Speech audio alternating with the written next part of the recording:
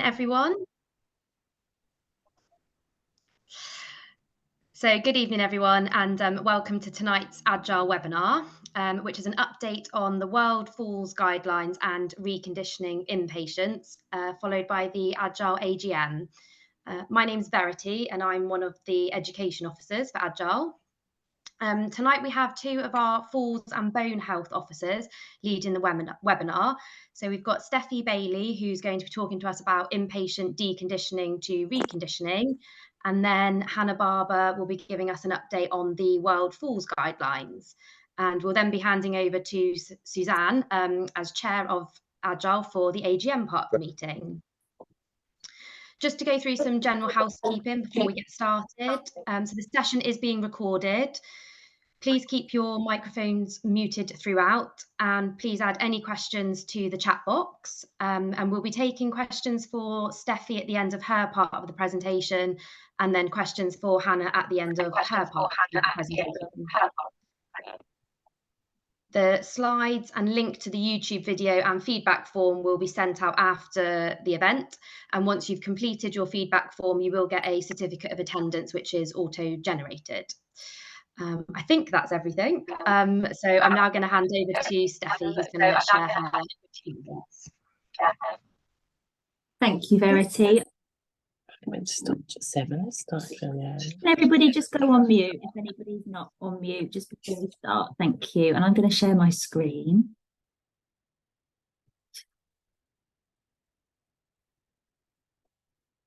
Can you see that?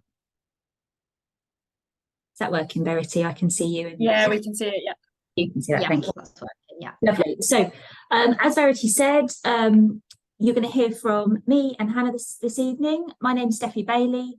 I am physiotherapist working currently as a clinical transformation lead and AGILE Falls and Bone Health officer.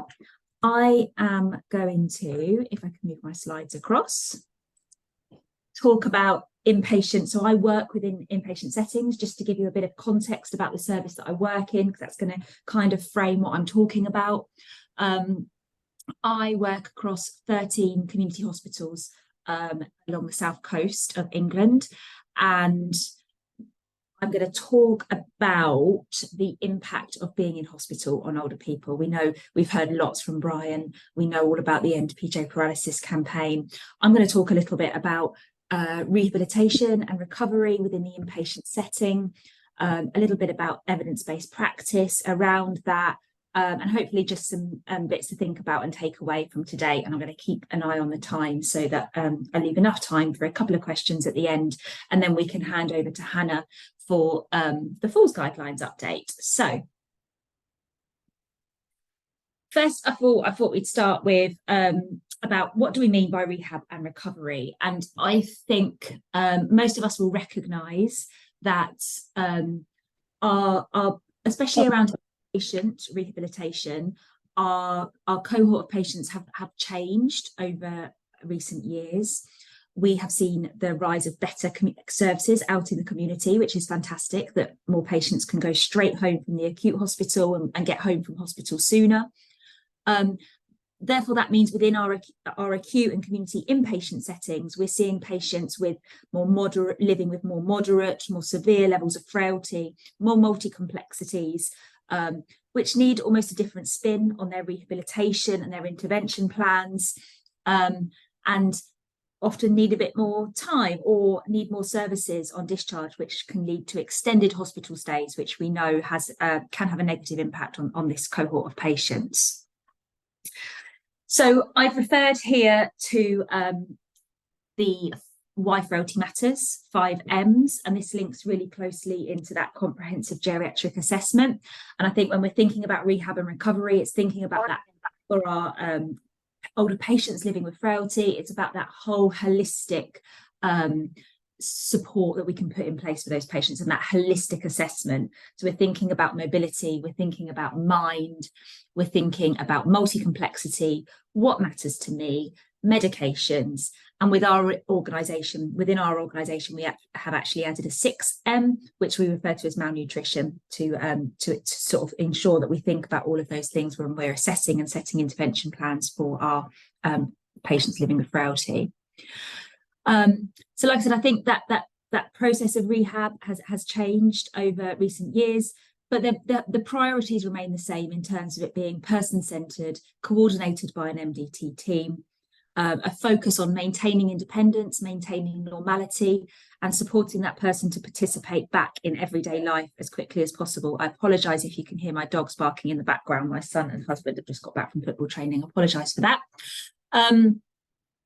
And I spoke to a couple of patients about what rehab and recovery means to them prior to doing this talk. And it was really interesting. So I spoke to some patients and I spoke to some staff. As you would expect with patients, it was a lot around building confidence. They wanted to build their confidence. They wanted to get back to where they were, both in terms of environment, but also in terms of their functional abilities. They wanted to practice their walking. They wanted to be using the dining room at lunchtime, all of those things that we associate with sort of inpatient rehabilitation. Another thing that also came up was about that they recognised that really needed strong communication and leadership for effective rehab and recovery within an inpatient setting, which I really wasn't, I don't know why, but I wasn't expecting that to come from the patient side of things when I was asking about what does rehab and recovery means to you. But it really resonated them that to have an effective sort of journey throughout their hospital, they needed the team to be working really well together around them. They needed everyone to be communicating and have really clear clinical leadership and someone sort of steering the team and directing what's going on the hospital ward, which I thought was interesting to hear that from a patient perspective. When I spoke to staff, I'm not going to go into detail about what exactly was said, but some of the words that we used was around support, independence, quality of life, functional recovery, empowerment, meaningful goals, opportunity, enabling, what matters to me, and positive outcomes. And I thought some of those words, well, all of those words is kind of why we do what we do as most, I'm presuming mostly we're therapists and physiotherapists on the call here tonight, but it's kind of why we do what we do, and particularly why we work with older people. Those words kind of encompass all of that, which I thought was really lovely and shows that we're all working towards a common goal.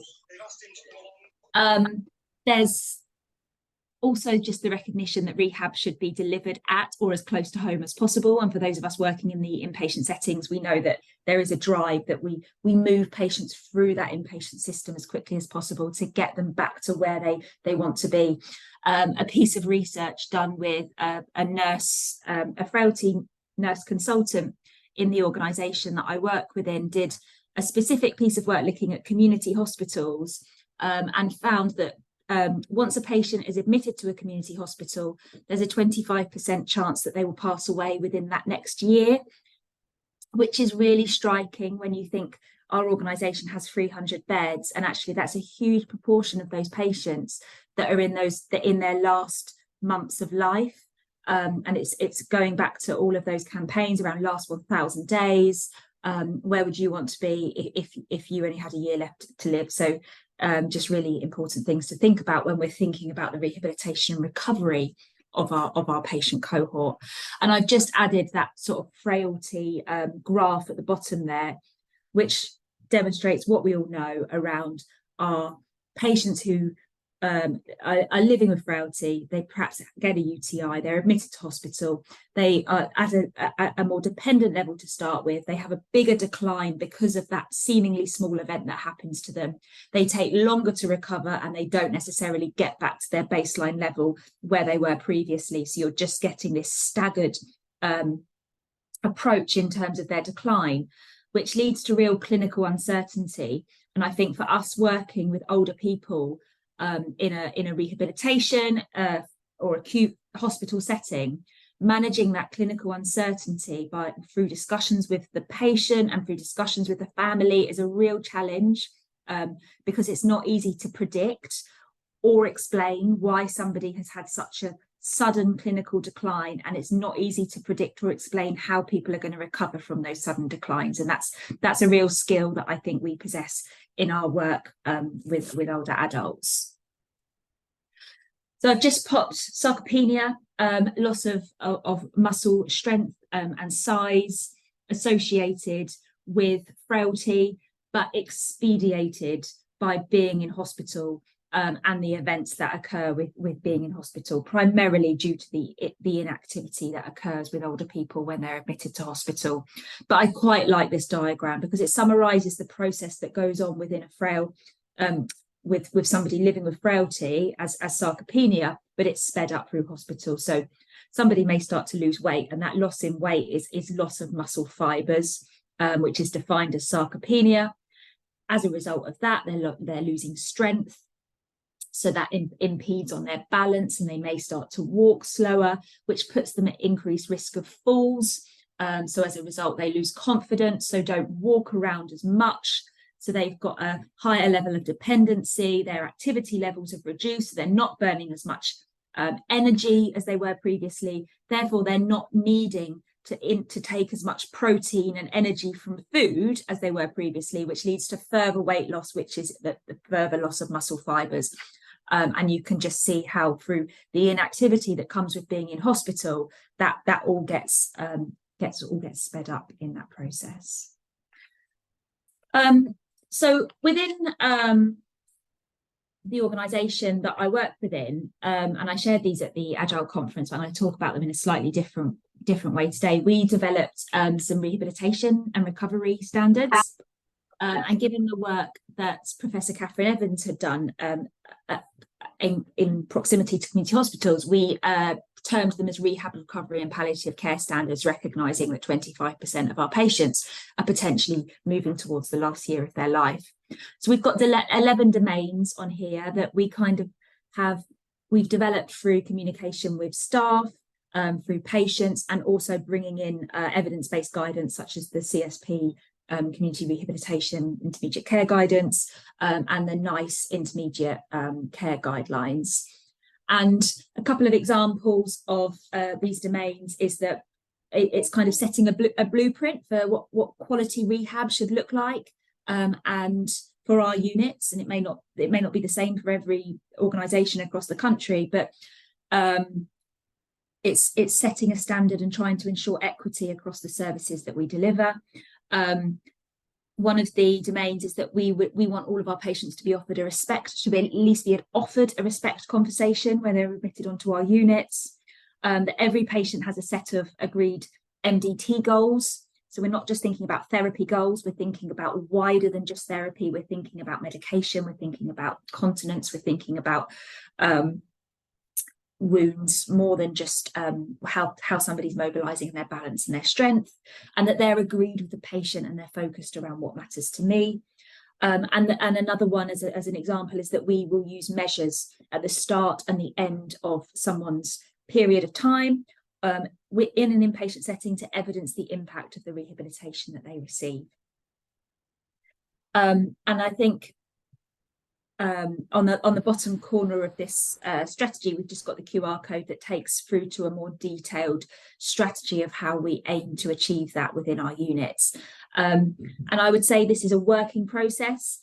Our units aren't doing all of these domains brilliantly. I think each unit would look at them and sort of tick off, yes, I'm doing that one, we need to work on that one, but it kind of gives that overarching guidance for moving forward with sort of providing evidence-based best practice for our cohort of patients.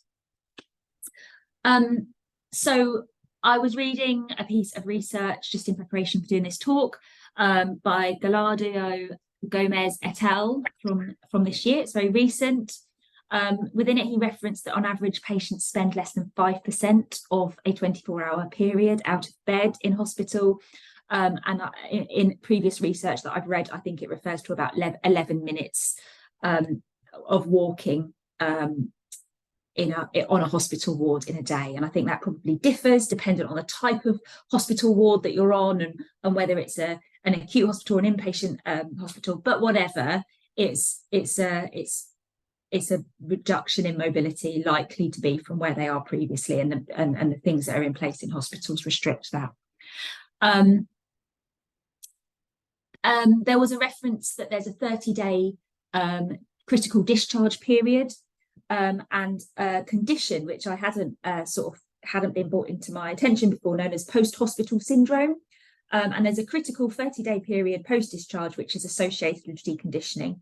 And if we don't get on top of that deconditioning, and I'm not quite sure what that looks like, that wasn't referenced to in the research, but there's a 30-day period of vulnerability after someone has been discharged from hospital, which may lead to readmission, further decline in dependency, nursing home placement, morbidity and mortality.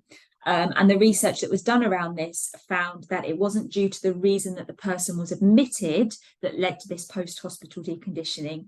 It was due to the being in hospital itself that led to this post-hospital deconditioning. It's just something to consider about what we're advising patients and educating patients with regards to when they're leaving the hospital setting, I suppose. But Gallardo and his research, he found that there was a paucity before he did his research. There's a paucity in evidence around. So we talk about hospital deconditioning, but what actually should patients get when they're in hospital with regards to mobility and exercise? And this is by no means all the research completed that's needed in this area. But from what he had done, he suggested a small amount of walking, so approximately 25 minutes a day, which I would actually feel for how a lot of our hospital units work, 25 minutes a day feels like actually quite a lot when you've got a ward of 30 patients and the staff that are allocated to support those patients in hospital, is sufficient to improve function during hospital acute stays. Optimal improvements in function are provided by 50 minutes of slow walking, which does feel like quite a lot of time, or 40 minutes a day, which is multi-component of 20 minutes of walking and 20 minutes of resistance-based exercise. So would need to be exercise with adequate weights and adequate resistance bands. So it's sort of giving a little bit of guidance there around what the evidence is suggesting, but by no means it's conclusive. Further work is always needed to be done around these areas. So I'm just looking at the time, got a few minutes. So when thinking about our rehabilitative approach within inpatient settings, I was looking at some of the guidance that's sort of within guidelines, policy and that sort of thing. There was a few key things that came up, and I think these things really link into the rehabilitation standards that we've sort of devised as our own organisation, but the national rehabilitation standards too.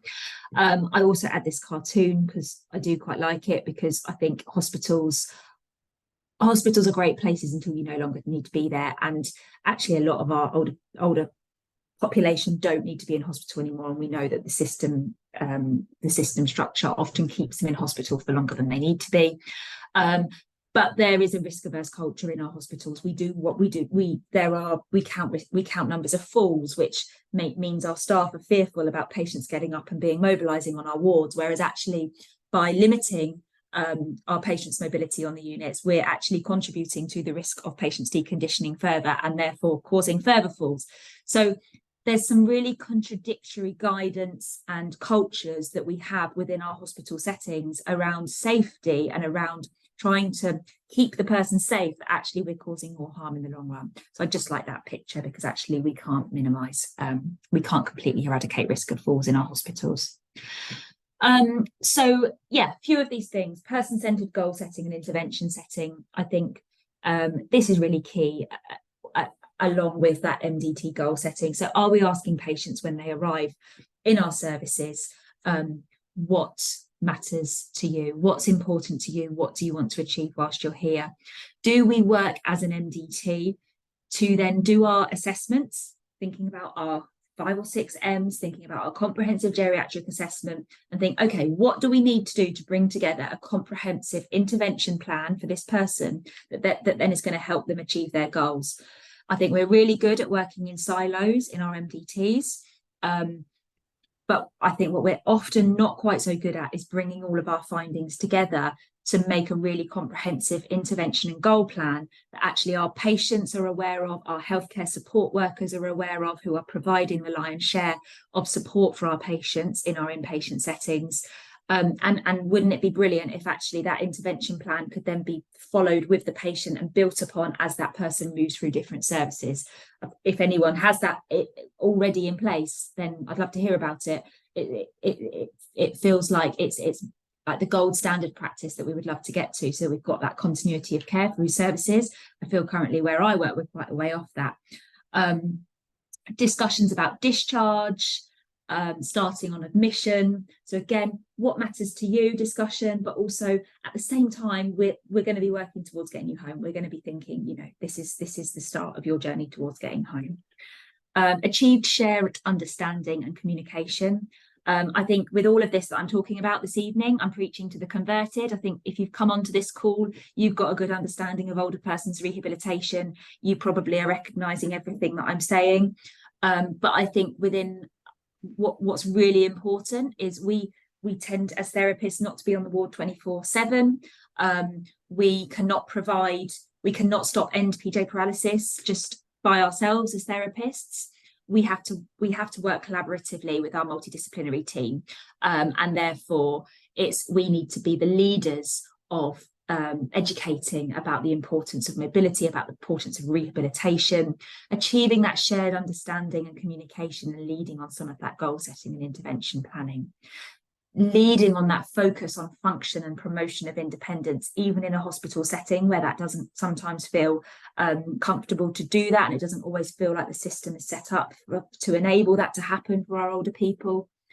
And also, what are we doing to support the self-management of our patients when they're in hospital? I worked with an occupational therapist who would do really simple things like encourage the healthcare assistants when they were making the beds and actually give the pillows and the pillowcase to the patient, rather than for them to put the pillowcase on themselves, rather than do it, because that's something a patient can easily do in the chair, put a couple of pillowcases on their pillow. And it's just getting back into that mindset of actually, you're in hospital, you know, culturally in hospital, we do everything for you. You don't need to do anything.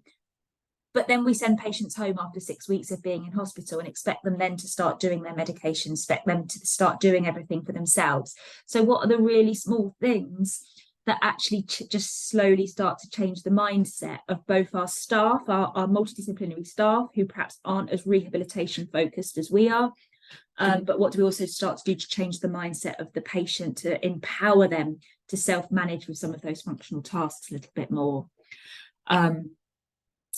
Enabling and empowering patient choice, it kind of fits in with that what matters to me, but ensuring that person is at the centre of those decisions, not losing that patient voice, and supporting clinical leadership and decision making. And one thing that I always talk to our therapy teams on the units that I work on is, you are not, sometimes it feels like the decision around discharge sits with the therapy team and you're responsible for making that decision, and it can feel that can sometimes feel a little bit uncomfortable, but actually we're an MDT, we make that decision together. It doesn't just sit with one profession, and that clinical leadership and that decision making to become really robust in a collaborative MDT.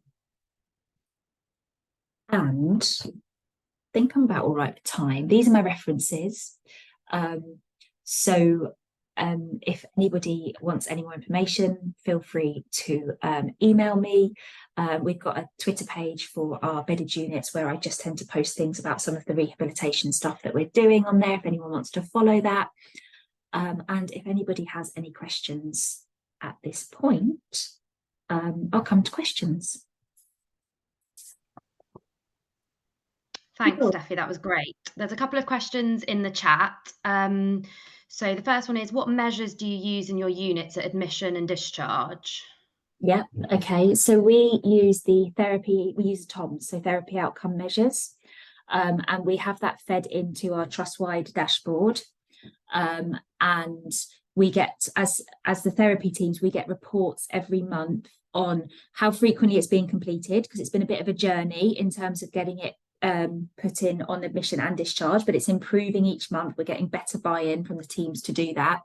And within the report, we also see the improvements in each of we only look at 4 domains. We don't look at carer wellbeing for the TOMs, but for each of the 4 domains, we see the number of patients that have made improvements, we see the number of patients that have stayed the same, and the number of patients that have deteriorated. So it gives us that baseline and that guidance for which areas of rehabilitation are working well and which areas perhaps aren't working so well. We're also looking at the rehab complexity scale as well as something to look at as to give a bit of an understanding of our cohort of patients in a little bit more depth, so we can look at what they're trying to look at what we're suggesting they need in terms of rehabilitation compared to what we're actually able to provide them in terms of our staffing template. So we're at the beginning of that journey, but with TOMs we're a lot further along.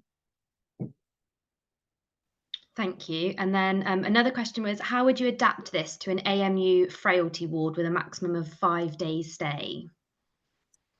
Yeah, it's really it's different, isn't it? I think we are privileged within a sort of intermediate care setting to have a little bit more time to think about these things, but I think it's about sort of sitting down with your multidisciplinary team and really thinking about how you could work more. We've done lots of work on our units to think about how we could work more effectively as a multidisciplinary team. So I don't know if it's the same on the MAU unit that's being referenced in this question, but quite often you have a doctor go along and they'll ask a set of questions. You'll have a physio go along and they'll ask a set of questions. Then the OT goes along, and probably there's 6 or 7 questions within there that every member of staff has asked at the same thing. So is there ways in which some of that could be streamlined? Is there something about talking as a team about what are the real priorities and what's kind of the process that we want to work through of our patients, with a real focus about still trying to keep that person at the centre of it? It's so much harder in practice than it is for me to sit here and say it. I'm sitting here and saying what best practice is and what we should be aspiring to, but I think there's a number of processes that have to be gone through with the wider MDT team, because like I said, therapists on their own cannot fix hospital deconditioning. It has to be a multidisciplinary approach to how we support our patients in hospital settings. And I think there's lots around adapting that to different ward types as well. Great, thank you. And then somebody's asked about the 5/6 M's, but somebody's put the link to that in the chat, which is really helpful. And then a comment from Christine about a patient that came home yesterday with an oxycodone solution in a syringe, and staff on the ward hadn't allowed them to practice drawing it up.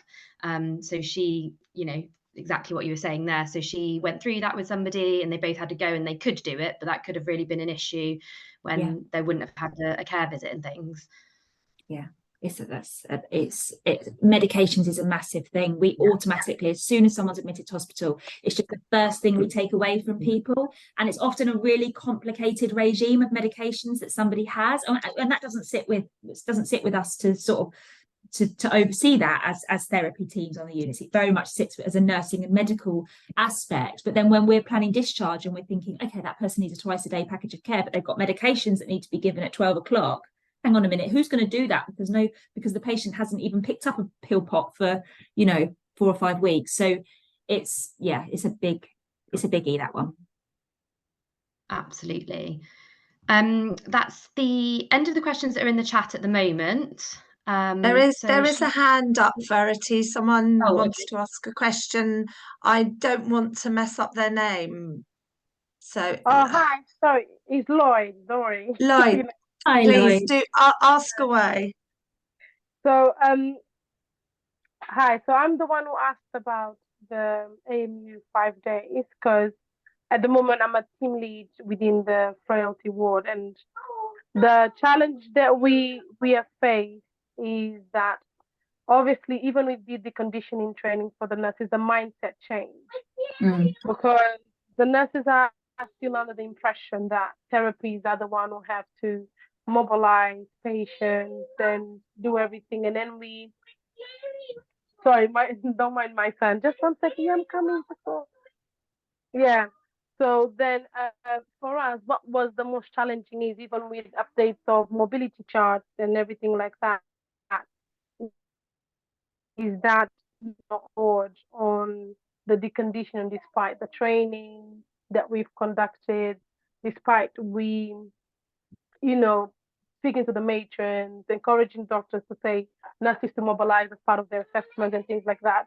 So it's been quite difficult for us in that sense to try and implement the deconditioning and recovery approach in our ward. So it's just to see if you had any other ways that we could kind of challenge and the team, but not just the team, the wider MDTs to be on board of those things, because we do have patients that they decondition quite a lot, and then we have to see them as part of that and then send them to rehabilitation, like for recovery. Yeah, it's a really big thing, and culture like that, even though I've spoken about a lot about it where I work, it's still an ongoing process. I don't think it's that you do something and then it's sorted and it's done and you never need to think about it again. I think it's a continuous improvement piece of work. I'm happy for you to email me outside of this, and if we could have a chat, and I could share with you a few of the things that we've done on our units. Simple things like even getting the healthcare support workers and physios to buddy up to see doubles, or the therapy assistant and the healthcare. So it doesn't always have to be for double patients. It doesn't always have to be 2 therapy members of staff that are going, but actually think, could we make this a nursing therapies going to see the person together? I think it's small incremental changes that eventually you'll see changes in behaviour, but it's certainly not doing an education session and then expecting that behaviour change to happen in practice or that practice change to happen. It's very much just building on things over time, and you will get there, Lloyd. I don't mind. Yeah, that's fine. No, we actually have what we call we have a staff member which we call them. It's like an HCA but still under physio, where for patients that need that kind of conditioning, we ask them go with the nurses, do demonstrate. So we have some staff in place, but I think it's just the mindset of the staff itself that when we're not there, whether they will continue to carry out. And as you said, is a time, and but I'll get in touch with you afterwards. That's fine. Okay, thanks, Lloyd. All right. Thank you, guys. I think there's just one more quick question. Anne-Marie's popped it back in the chat. Sorry, Verity. So, sorry, Steffi, I'll be quick. Yeah. Do you have many patients experiencing delays in transfer of care?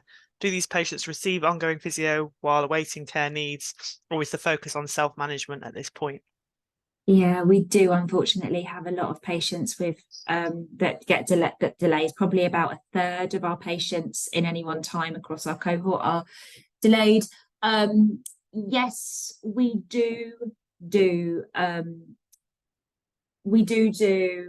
try to maintain when patients are sort of at that point where they're ready for discharge and no longer meet criteria to reside.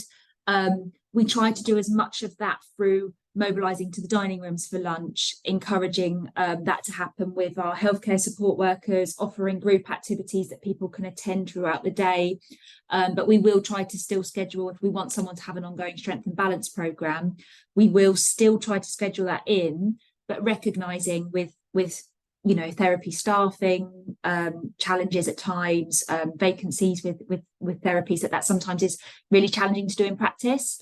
But we try to do all we can to avoid further deconditioning when people are experiencing delays in their discharges from hospital. Thank you. Thanks, Steffi. So we're now going to hand over to Hannah for the World Falls Guidelines update. Okay, great. Thank you, everyone. So I'm Hannah. I'm another one of the Agile Foot and Bone Health officers.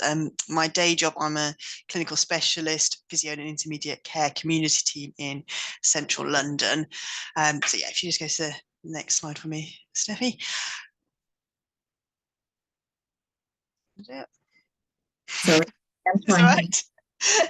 It's frozen away. That's okay. I'll talk about this bit anyway. Yeah, so this is just a bit of a very brief overview of the World Falls Guidelines that hopefully most of you have seen, because they were published about this time last year. But just to try a bit, sort of decondense it a little bit, because it's I think it's something like a 38-page journal article that was published. There's a lot of information in there. So what I'm trying to do today is sort of just a bit of a background as to why they were developed and what the key content points are for us. Great, yes. Next one, please, Steph. So the background to this is that there was a group of experts who were at a Wars conference, sort of got talking over drinks back in 2019 now, and sort of realised that actually across the world there's lots of different guidelines of all saying slightly different things. There's quite a lot of inconsistencies in there, and felt that actually there was a gap for them to be able to develop something as a whole that was sort of meet the criteria of most countries and most circumstances from that, and to address some of the limitations of how the current guidelines were developed, because each sort of country has its own very sort of specific way of doing things, and therefore are not necessarily meeting everything to do with falls. So they sort of have a very sort of open approach to this. For those of you, I don't know, anyone's been involved with like NICE guidelines, things, they've got very sort of set guidelines of what they're looking at, and that might not actually be covering everything. So that's where it came from. If we go on to the next slide, you can see that. Oh, okay, sorry, I've got them in the wrong order in my head.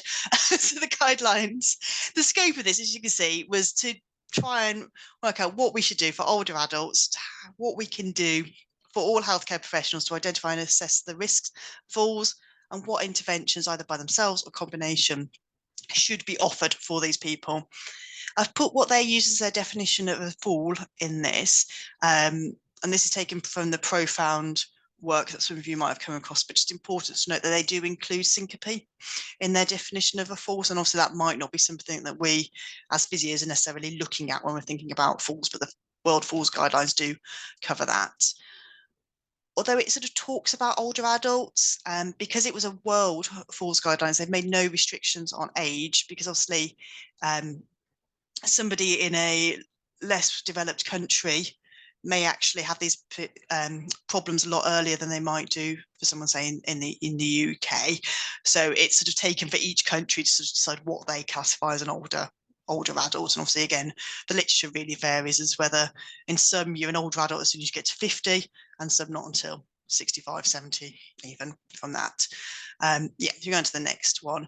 So this just shows some of the groups and things that were involved from that. So as you can see, there were 96 experts from 39 different countries, and there were 36 different scientific and academic societies involved from that. I've just put a selection of them up there so you can see they were from all over the world, and all at different professions as well. So they sort of split themselves up into these 14 different working groups, which are all listed there. You need to read them. They all then went off and sort of developed their own search strategies, and sort of decided exactly what they wanted to do to have a look at. So from that, as I said, they have then published this open access guideline. So if we go on to the next slide, Omi, where they rate the quality and the strength of the evidence for all of these different things that they came across. And yeah, leave that on there for you to just have a quick read of. So if we go on to the next one, so this is the key bit really that's changed and is quite different from other guidelines that you'll have seen, and very different from NICE guidelines. So this is what they're calling their falls risk algorithm. And this should be done, there's sort of two entry points to it. So it should be done sort of either opportunistically, so or annual health reviews, or whether you're reviewing health records for anybody that you're classifying as an older adult, or when somebody actually presents to a healthcare professional with a fall or a related injury from the fall. So you have these two entry points, and then you've got further screening questions to see sort of whether people are going to become low, intermediate, or high risk. So you're asking whether they've fallen in the past 12 months as sort of a standard question. If you want to make that a bit more sensitive, you can ask what they call these 3 key questions, which are: have you fallen in the past year? Do you feel unsteady when you're standing or walking, or are you worried about falling? And if you answer yes to any of those questions, you come off to this right-hand side of the chart. So we're then looking at the severity of the falls. So this is whether anybody who was injured at all. And this is sort of an injury that required healthcare intervention, whether you've had 2 or more falls or recurrent falls, whether there's an underlying frailty. And again, they don't sort of specify how we're assessing this sort of clinical judgment, or whether you want to use things like the Fried phenotype or Rockford to be able to measure that. But also if somebody was lying on the floor and unable to get up, or we've got any sort of concerns about loss of consciousness or suspected syncope, and they're automatically then coming into this high risk category. Those that are sort of in between, so you've had a fall, you've presented to healthcare with 1 fall, but you're not meeting any of these severity categories, you then are assessing their gait. So ideally doing a gait speed, but depending on where you are and sort of space and things, it might be the timed up and go is more appropriate for you to do, although it is slightly less sensitive from that. But obviously it depends on what setting you're in and how much space and things you've got to do that. And again, so depending on what their gait speed is, we either come into this low or intermediate risk. So really important to note that they've classified people as low risk rather than no risk. And low risk, they're saying, is probably about a 20 to 30% chance that you will have a fall in the next 12 months, which obviously increases depending on the intermediate and high risk categories. So if we then go on to the next slide, so we'll talk about, first of all, this high risk category. So this is one where we need to do the most intervention. So we need to do, or we should offer, at least obviously people could always decline, we should offer multi-professional, multifactorial assessment for all community dwelling older adults in this high risk category. I should have said at the start that that algorithm is designed for community dwelling older adults, because they feel that anybody that is in a hospital setting or a care home setting is high risk anyway, and so should automatically be filtered through what we're talking to now. They don't recommend any sort of other screening tools for that, the fact that you're in hospital or in a care home, regardless of what age you are. So this assessment has obviously very strong evidence, it's a 1B evidence, and lots of different categories for us to cover. And I'm going to just talk through, I've taken sort of shots of what we should be doing, and you can see why it needs to be multi-professional, because there's some things that are, yes, very much physio, but other things that aren't necessarily within our scope of practice, or might not be within every physio's scope of practice. So if we just go down, what am I, Steffi? So the first bit we're talking about is mobility and balance. So this is, hopefully none of this is going to come as a surprise to any of us. The things that we should be doing is that we should be screening for balance and gait disorders, and they recommend some measures that we might want to use for that. We also want to screen for their muscle strength, and this we could just do as something like, so the CST is a chair stand test, or hand grip as sort of a gross measure, and then if we feel appropriate we can do more specific testing. Obviously we wanting to be having a look at somebody's walking aid, check it's appropriate, check it's safe for use, check it's the right height, all of that stuff that we would be doing anyway. Thinking about footwear and feet problems, so any problems there and referring on if need to, and also assessing for fear of falling. So doing this in a structured manner, so they suggest the FESI to do that. So if we go on to the next bit, so having a look at sensory function. So I think vision and hearing are probably pretty standard things that we're used to. So we're assessing both subjectively and objectively by the vision or hearing problems. But the dizziness and vestibular problems is something new and is not in any other guidelines. So those of you who've heard me talk before will know this is something that we've been working really hard with, both from AGILE and ACPIVA, to get into guidelines.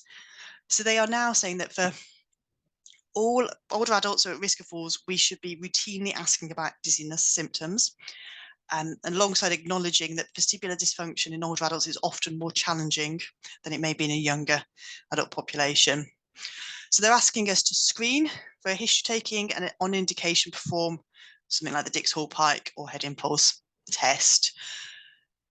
What I would say, sort of reading between the lines of what they said there, because vestibular dysfunction is more challenging to pick up in older adults, we probably should be performing Dix-Hall-Pike and head impulse test on all of our older adults who are falling, because they're not necessarily going to present the way we would expect somebody, a younger adult, to present with BPPV. And there's lots of evidence that show that. And obviously that's something that's new for this. If we just go to the next one for me, Steffi. So moving on to sort of things that may be a little bit out of our traditional scope of practice, depending on where we work. So thinking about activities of daily living. So again, a lot of this is very much that they're things that people will be doing anyway, but maybe making it a little bit more structured. So I know from talking from the OTs in our team that yes, obviously they will assess people's ability to do activities of daily living, but not necessarily used any sort of structural form to do that. And they're suggesting this modified CATS tool for that. And then if we go on again, sorry, Sophie, lots of clicking. Thinking about cognitive function again. So again, something that we're probably doing a standard, but they've got slightly different tests, which are not things that we might not necessarily be using, and just think about whether the measures that we are using at the moment are the most appropriate. So they're recommending this clock drawing test, or the MOCA, which is not something that we're currently doing in my service, if I'm honest. But also assessing for delirium, and obviously there's been lots of research in the last couple of years coming out about delirium and the links with that and falls risk, and how it's not necessarily being picked up as well, and particularly with the community dwelling older adults. Behaviour, so this is all it says in the guidelines. This is the one bit of the guidelines that is really lacking. It just says assess behaviour, preferably structured. Okay, so no more details than that. So I'm afraid I can't with that. Not entirely sure what they're asking for on that bit. We go down again. So then looking at the autonomic function. So I think the main thing to pick up from this is the postural hypertension. Is obviously it has to be lying and standing, not sitting and standing, which lots of services do, but also that ideally if we can do continuous blood pressure monitoring, but obviously that's not always possible, but we should be doing it at 1 minute intervals for at least 3 minutes, if not up to 5 minutes, which again, I think lots of services aren't necessarily doing it up to 5 minutes, if not 3, sort of if there's nothing immediately or after 1 minute, that's it. So that is something that hopefully is quite an easy change to make to practice for us to win. And again, with urinary incontinence, they've got sort of screening questions, just making everything a bit more structured. I think things that we tend to ask, but probably haven't got a sort of a clear method of doing that. If we go again, so we're now thinking about their disease history. They've actually put it in not the greatest order. So I think the main thing to think about is that they're actually recommended that we perform a clinical geriatric assessment on all of these people, looking at all of the possible conditions that might contribute to make sure we're not missing anything from that. So again, that might be something that we're able to do, or might be something that we need to get our colleagues to be able to do for us. And then focusing more on Parkinson's, cardiovascular disease, and depression, and being really clear on how we're screening and focusing on those.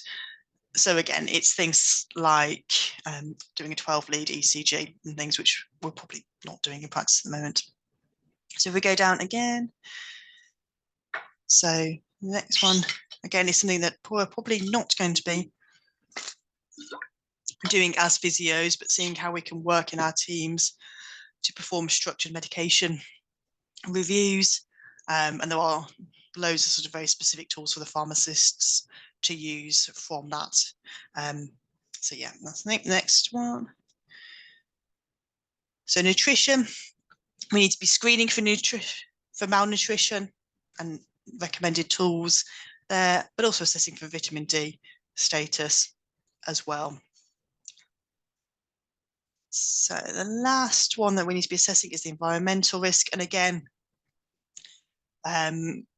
recommended sort of standardized tools for people to be using to do those, and recognizing that there is people in low and middle income countries that might not be the OTs to be able to do that, and there are things like the home hazard, the home fast checklist and things that people can do, but ideally we'd want somebody to be seen by a professional that's got the specialism in these. So if we go to the next bit, so we've done a huge big assessment on these people. I cover lots of different areas and really comprehensive. But then what do we do with this? So if we think back to that algorithm, we've got those people that are low risk. So they're probably about 20 to 30% chance of having a fall in the next year. So if we've identified these people, obviously we want to try and prevent them having that fall. So it's things about health promotion advice, so physical activity levels, but also make sure you're doing balance and strength training twice a week as well, because just doing general physical activity is not going to reduce your falls risk. You need to be doing specific balance and strength exercises, and this is for everybody. But also other health promotion things like, are they getting their eyes checked regularly? Are they wearing the right shoes? Are they getting their toenails cut regularly? Are they taking all their medication correctly and things as well? So all that sort of general health advice that we would give. And then if we move on to the next group, so this is the intermediate risk people. So this is where we need to start thinking a bit more structured. So rather than sort of a general go away and do some strength and balance exercises, actually it needs to be tailored to the individual by a trained professional. So it doesn't specify in the guidelines that this needs to be a physio, because obviously we might have exercise specialists that are able to do this as well. Those who've done things like the PSI course, things like that. But we need to make sure that we are targeting balance and strength exercises and making sure that it's functional for them. So things like doing sit to stand tests. Can you do reaching and turning while you're standing? Can you do walking in different directions, changing speeds, things? Again, hopefully preaching to the converted, but it obviously needs to be challenging for them. There's no point doing very simple balance and strength exercises that's not at all challenging, because that's not going to achieve anything. But we've got to find that balance. We don't want something that's so challenging that they're going to fall over on us during their exercise program. And most importantly, they need to be reviewed and progress. There's no point, as we know, somebody doing the same exercise forever. That's not going to give them the benefits that we need. And then finally, we've got those that are at high risk. So this is based on our assessment that we've just done. So we really need to be person-centred. We need to make sure that the care plan's developed with them, and is obviously going to be based on what our assessment found. So that might involve lots of different professionals, multifactorial interventions from that. I've put in the two sort of key bits for physio for us to think about. So this is from a vestibular point of view, thinking about doing particle repositioning maneuvers, so things like the Epleys. Thinking about doing vestibular rehab needs to be considered and incorporated into a falls prevention program, if appropriate, from your assessment. And again, this is something that's new in this in this paper. Previously, it's not really been talked about, doing things like Epleys in terms of reducing falls risk. From an exercise point of view, we need to make sure that it's challenging for their balance, that it's functional, we've individualised it, we're progressing it. It's suitably challenging but safe. It also needs to be done at least 3 times a week for at least 12 weeks, either in a group or individual setting. But this also needs to be considered that if people stop doing the exercises, we're going to lose the benefits of that straight away. So what are we doing after that? And again, obviously, this is quite challenging in a NHS situation as to, okay, how do we make sure that, and what are we doing from an education point of view from that? And so that's so this is just a promotion for our next webinar that we're doing it in a couple of weeks. So if anyone's got any questions they want to ask me, feel free. Sorry, Hannah, I bit to the next one. That's all right. I realised I should have had an end one before I put the promotion one in there. Thanks, Hannah. There are a couple of questions in the chat. So there's one from Tammy about, so she said that they're due to update the Trust Falls e-learning, which is currently mandatory every 3 years. That's being challenged by the operational training group. And is there any guidance on how regular Falls e-learning should be completed? I'm not sure there's any specific guidance, but I think anybody that's undertaking it also needs to be competent to do that, and that's what all these guidelines are saying, that you need to have those competencies. And you can see there's quite specific things, even from a physio point of view, that actually the stuff that we might not be doing and might have changed. So I would recommend ideally yearly, but obviously that's quite challenging in a mandatory training programme to do. Thank you. And then a question from Christina. Do you have the link for, does anyone have the link for the modified cats that we could share? I can try and... Yeah, I mean, I could find it. I've got it somewhere, Christina. I can find it for you, not to hand, but I could send that out. Thank you. And Rachel's said that she hopes that more physios are being encouraged to undertake their prescribing module to enable de-prescribing. That's really beneficial for us to be able to do. Absolutely. Yeah. Are there any more vestibular courses that happen more regularly for beginners? So this is something that we get asked all the time. So there are courses so ACPIVA currently have some courses. So that's the professional network for the people interested in vestibular rehab. We're also in the early stages of talking to their chair about us running a joint face-to-face sessions next year, but we haven't got any further than that, about looking from a falls perspective and vestibular assessment in a falls patient. So fingers crossed there will be some dates that will come out, but we're not at the stage to release those yet. ACPIVA also have lots of resources that are free. You don't have to be a member of ACPIVA to join on their website as well. That might be useful. But I think with vestibular, the best thing is you need to do sort of face-to-face and need to practice it regularly is the thing, because it's not, it can be very complicated, but actually it doesn't need to be. But it's just having that confidence to do that. Yeah, absolutely. And then another question about should physios in falls teams, should they be trained in vestibular rehab and treating dizziness?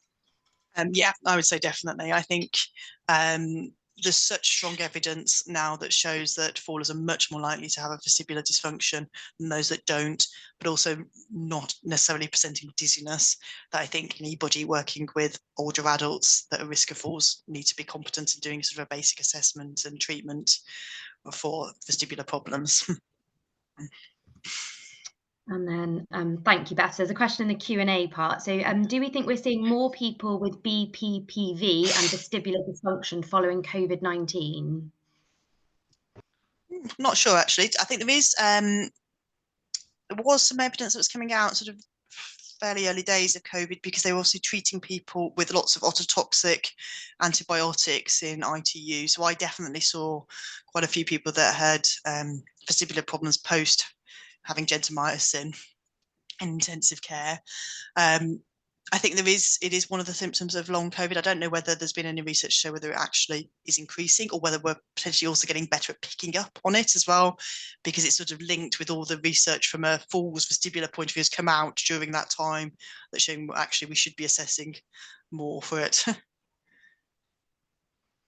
Thank you. And then another question from Millie. How common is it for physios to do an Epley manoeuvre in patients' homes or only in clinics? Again, I think this is a confidence thing. So my team, so I work in the community, as I said, in London.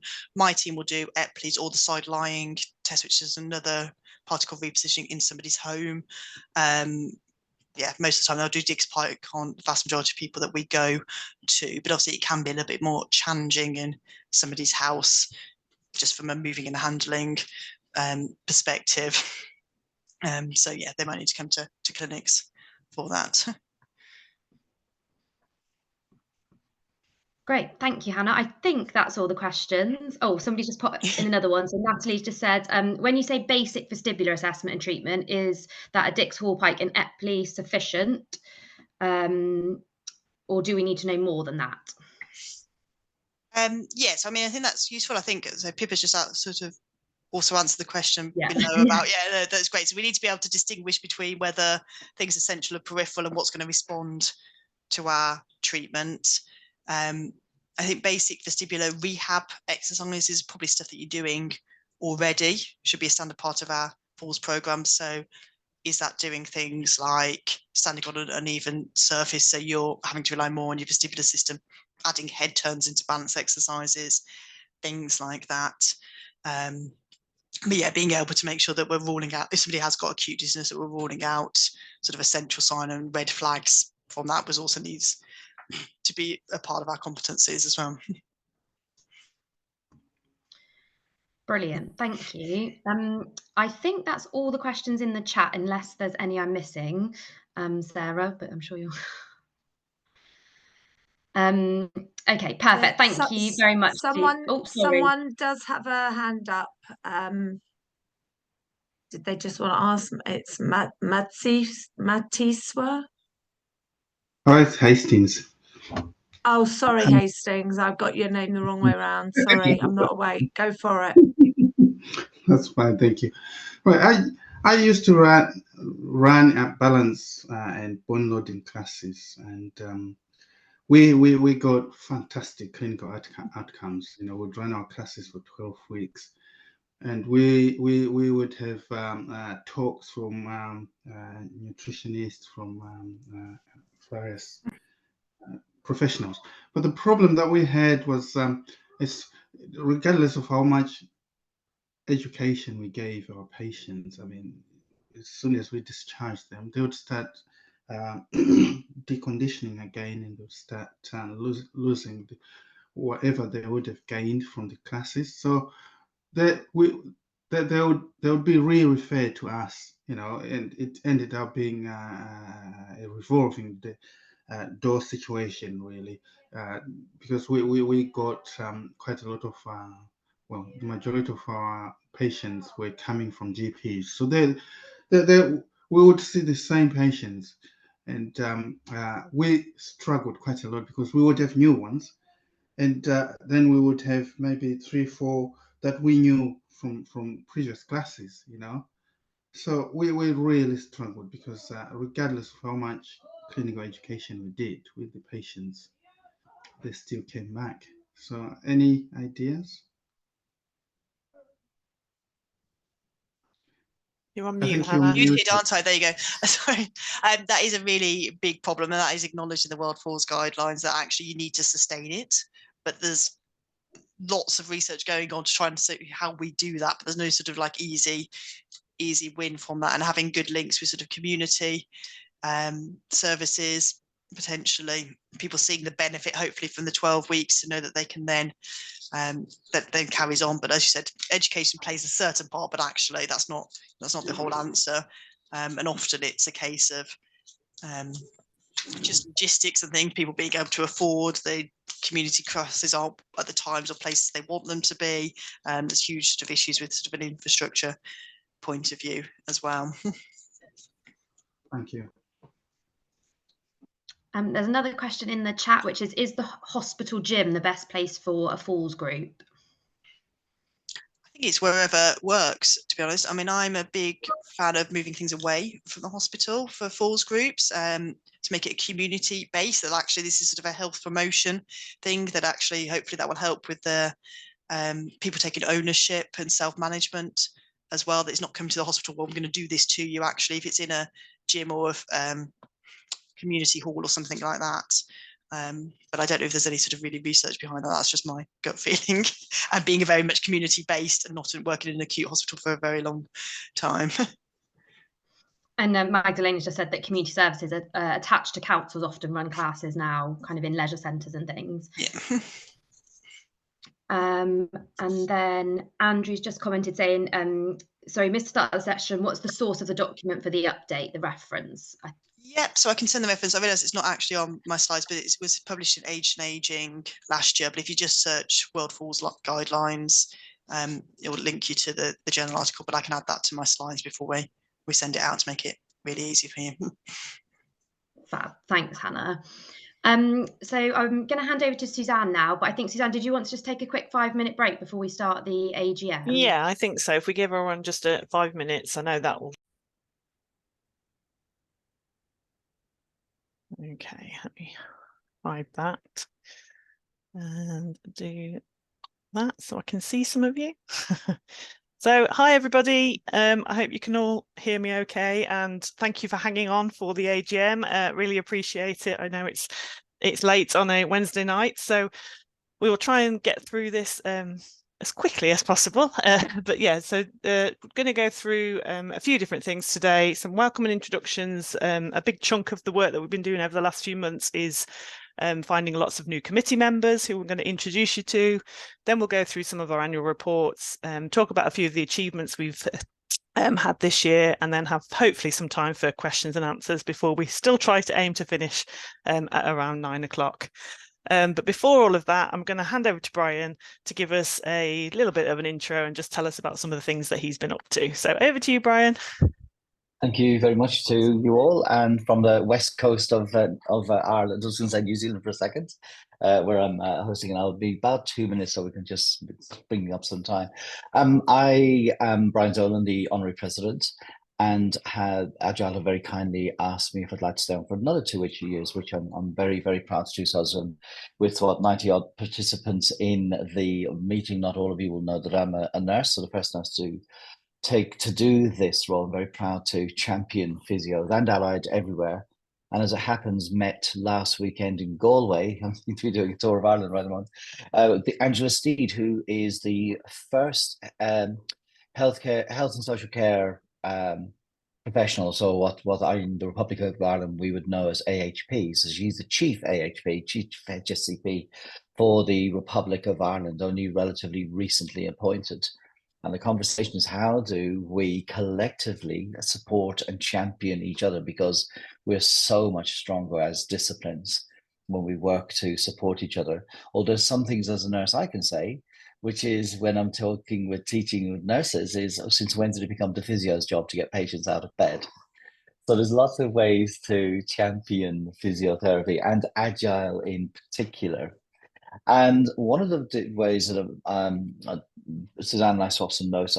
One thing I'm going to mention, and so a lot of my work is often behind the scenes. It's also around governance and support to folk on the national exec.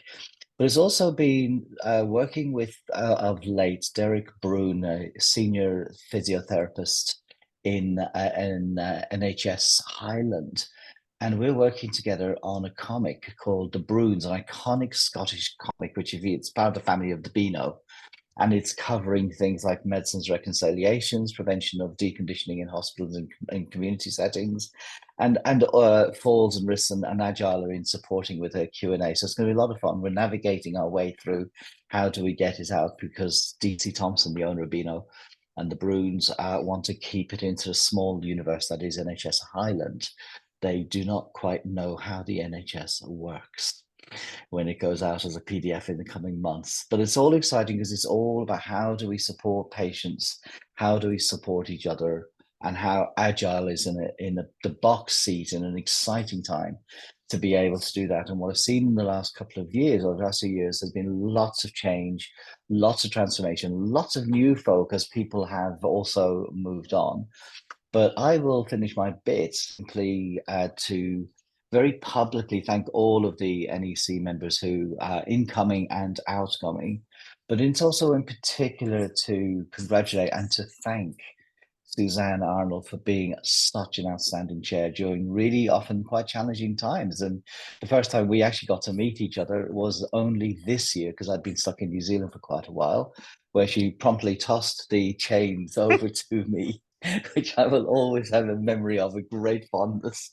And it's been about, my job's been about supporting her, but as we have all done, but more as importantly, she has supported us, has been an outstanding chair, a great, kind, thoughtful, incredibly hardworking leader for all of us. And it's been an honor to serve alongside her and all of you as well. And I look forward to doing so over the next 2 years. Thanks, Brian. You're going to make me cry already. So I'm just going to skip over that quite quickly. Moving on. So so there is a lot of change on the committee for the coming year.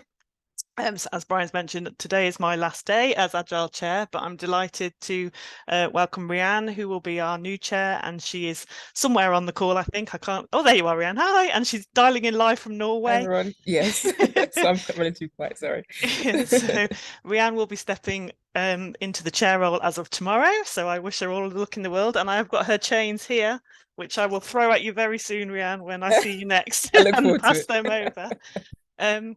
So also then Laura stepped down as Agile Vice Chair, and we now have Claire who has stepped into the role. So Claire, give us a wave if you're there. Say hi. There's Claire.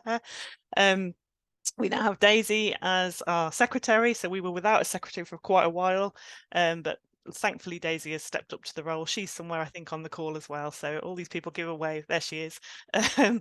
And we have co-treasurers at the moment. Ritu is our long-standing treasurer, and Rachel Malthouse was working alongside her, but she stepped down earlier this year. So we now have Rachel Jackson. So your name's got to be Rachel to be a treasurer these days in Agile, I think. So there's Rachel. I think, is she on the call? She may have gone.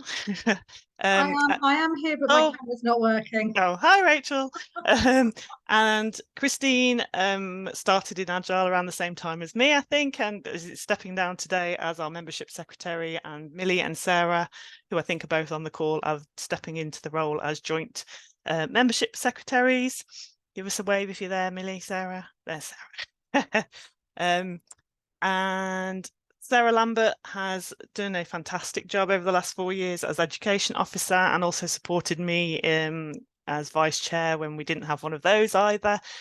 So huge thanks to Sarah. She will be stepping down today, and Louise and Verity are taking over as co-education officers. So you've met Verity earlier. Louise can't be on the call tonight. So that's education. Agility editor, we have Emily still in post. Aileen stepped down recently, and Beth is joining her. So I can see Beth is in my top right hand corner. Hi, Beth. She will be working with Emily as agility editor. Our current vacancy is our research officer, but I'll come on to that a little bit later. Comms, we still have Kyla in post, and Beth Carey joined her this year as well. So Beth, I'm sure, is still on the line. There she is, right in the middle. So there's Beth. And we also have a second equality, diversity and belonging champion now, and that is Simone, who is having some technical issues with her captions tonight, but she is with us, I think. So yeah, Simone is on the call as well. And it goes on. We are fortunate. I'll talk a bit more about the regional reps in a little while, but Charlotte stepped down earlier this year, and we've struggled to find anyone until very recently, when Emmeline and Jane, who I think are both on the call, have stepped into the breach. So thanks to Emmeline and Jane. Emmeline, give us a wave. I think there you are. Yeah. So they're our co-North regional reps. Claire has obviously moved to vice chair, so Kerry Hunt has stepped into the West regional rep role. There's Kerry. Fiona has just had to leave the call. Fiona got offered the Northern Ireland regional rep post today or yesterday, so she has accepted that and will re-establish the Northern Ireland committee, which is fantastic. We still don't have a Welsh regional rep, and finally we have created the post of dementia officer, and I'm thrilled to say that Katie Faulkner has stepped into that post and is there at the bottom of my screen. Give us a wave, Katie. Sorry, I did have photos of them all. There we go. That's everybody. So on to the reports, which again, like I say, we'll try and do a whistle stop through. So this is from me. The reports are set out in the way that when we meet every quarter at our committee meetings, we go through things that we've been doing recently in our recent activity. We often talk about if we're having any issues within our role, what's working well, and our opportunity and next steps. So we're just going to use that kind of format to go through some of the work that we've been doing over the last year. So I've been involved in this frailty therapy staffing workforce project with Katie and Kerry, which came about off the back of a tweet that Katie put out, just asking about how people were staffed across inpatient, acute, whether you want to call them medical wards, care of the elderly wards, older people's wards, and it brought together a working group of physios from across the country to have a look at therapy staffing. We've done little bits of work, and we're trying to promote the fact that there are still issues, and there is the complexity of our patients mean that staffing levels are perhaps not always adequate. So that's an ongoing piece of work which I will take with me as I step away from the chair role. So I'm not going to leave Kerry and Katie without me. We're going to carry on together and try and change the world so that we can make sure everybody is well staffed. So that's been happening. I was part of the conference subcommittee and helped Claire to set up the fantastic conference, which we'll talk about in a little while. We were invited to the British Geriatric Society workshop to look at the need for investment into reablement and rehab. That came kind of off the back of the conference when Anna Hendry, who is what is she for the BGS? She's something for the BGS, and presented their blueprint about frailty and that, and then invited us to be part of the discussion about rehabilitation. So we went along and presented some of the work that we're doing with Agile, and just joined in that conversation about the need for rehab. For those who joined the recent BPOP webinar, you'll know that I've submitted a grant application to the CSP Charitable Trust for £100,000, or just shy of that, for a postdoctoral award to try and basically develop and evaluate a training package to increase physio's knowledge and skills in prescribing resistance exercise for people living with sarcopenia. And that's very much linked to the BPOP project, which is a benchmarking project looking at services across the country and in what they provide in terms of exercise programs for patients with sarcopenia. So we'll find out later this year whether I've got that money to take that work forward. And again, that will go with me outside of the chairship. We ran the BPOP networking event, which was a great success. If you weren't able to join us, it is on our YouTube channel, so please have a watch. We've been busy recruiting all those vacancies that we've just talked about. I've obviously started handing over to Rianne, which is a job in itself, and will still be in the background to help her over the coming weeks and months. So do bear with her while she's finding her feet in this new role. And we've also just gone through our constitution and our manual to make sure that everything is up to date before I finish. So what's working well is that we are finally well staffed. If you were at the conference or you've seen some of my tweets and posts recently, we were very fearful that Agile would no longer exist because we didn't have an incoming chair. So we're delighted that Rianne stepped into the breach for us. And in actual fact, the committee is probably as well staffed as it's ever been in the time that I've been on the committee. So that's fantastic. We're collaborating with some really fantastic people, and opportunities, next steps. Although I'm stepping down and Christine's stepping down, we're both going to be at the Birmingham CSP conference on the 1st of November, and we will have an Agile stand there. So if you are there, please come along and say hello. We've got loads of spare tape measures, pens, stuff that's left over that I need to get rid of from my house. So we'll bring it along. Please come and grab whatever you can. Next year at the conference, the CSP conference, Agile is hopefully leading on one of the focus symposiums, so Rianne will be taking that forward. As I've said, I'll carry on with my 2 projects, and I'm leaving the committee in very safe hands, and I can't wait to see what you guys get up to next. So that's my part. So I'll just hand over to Claire, who's going to talk through her slide. Thanks, Suzanne.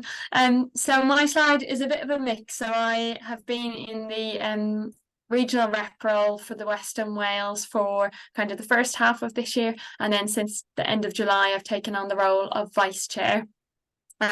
So the main thing I did at the start of the year, alongside the previous vice chair helped as well, was leading the Agile conference, the kind of committee to kind of plan and organise and host the conference in Bristol, which was a huge success. And I think as part of that, we've got a lot increase in members, and obviously a lot of new people have joined the committee, which is great to see.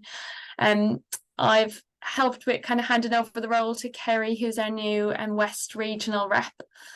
I've also kind of supported with the other regions that haven't had reps recently, so the North and Northern Ireland, and I'm going to continue to link in with those regional reps when they're in their posts.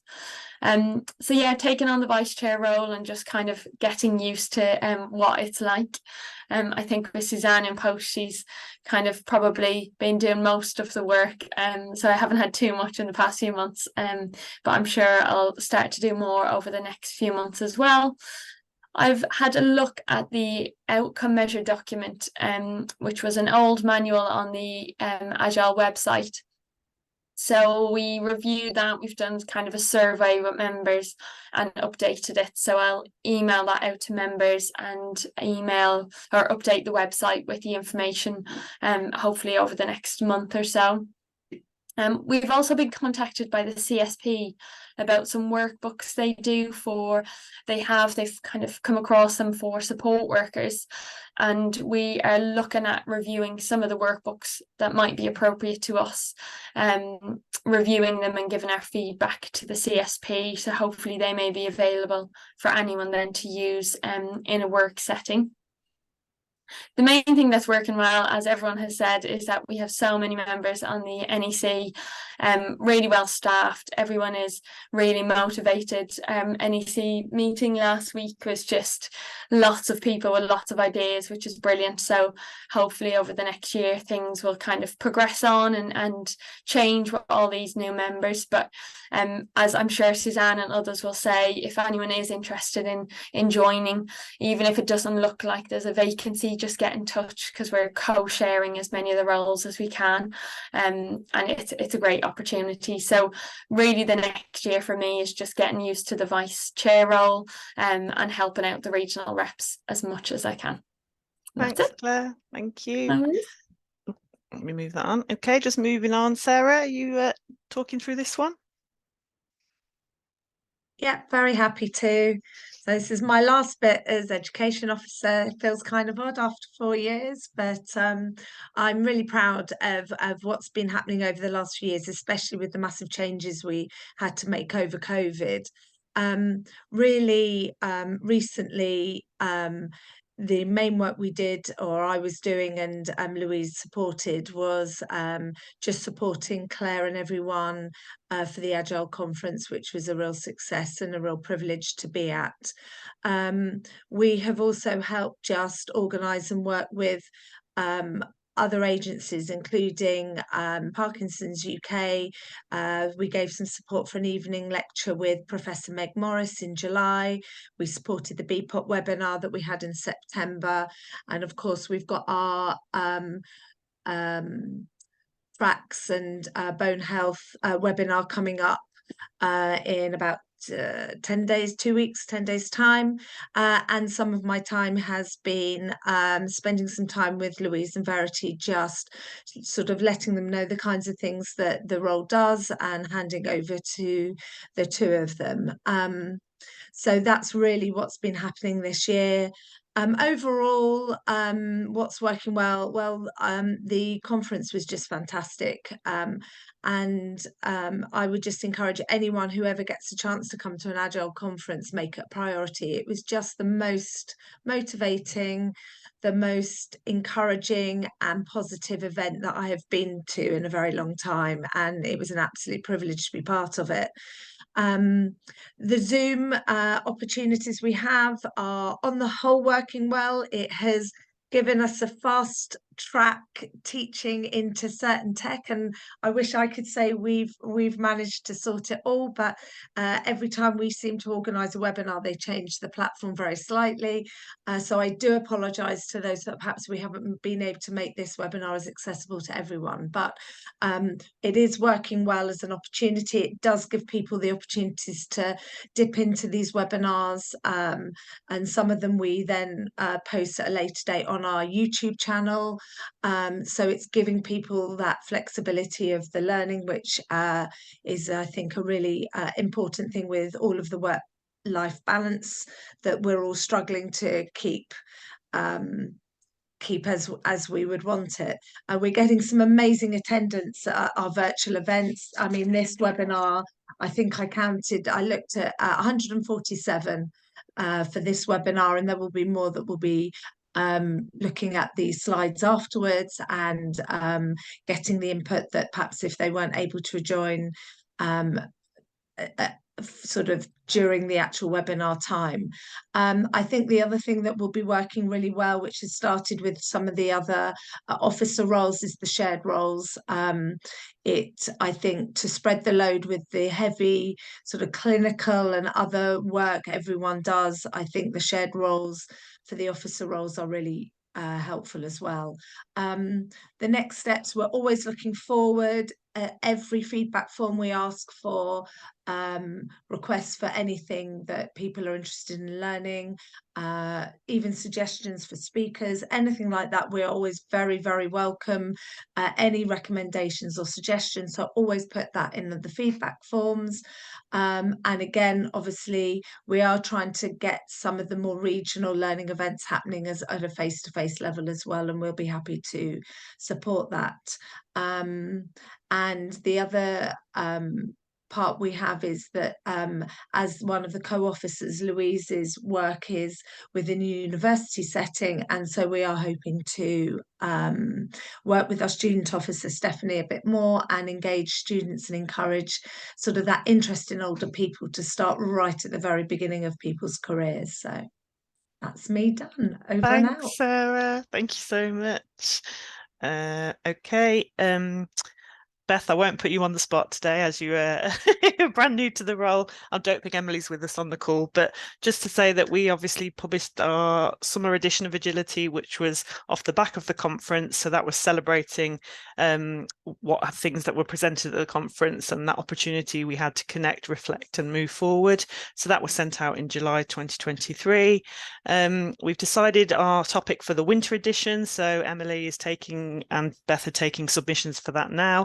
And that's going to be on measures, outcomes and older people. So anything related to outcome measures and the patients that you work with or outcome measures that you've got an interest in, please send them a submission. That's the deadline for that is 16th of October, so that's not that far away.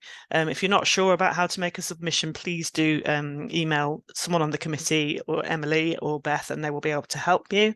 We've added a getting to know the committee section to the journal to try and encourage more people to join us, to show you that we're just normal everyday physios, everyday people that are all on the committee.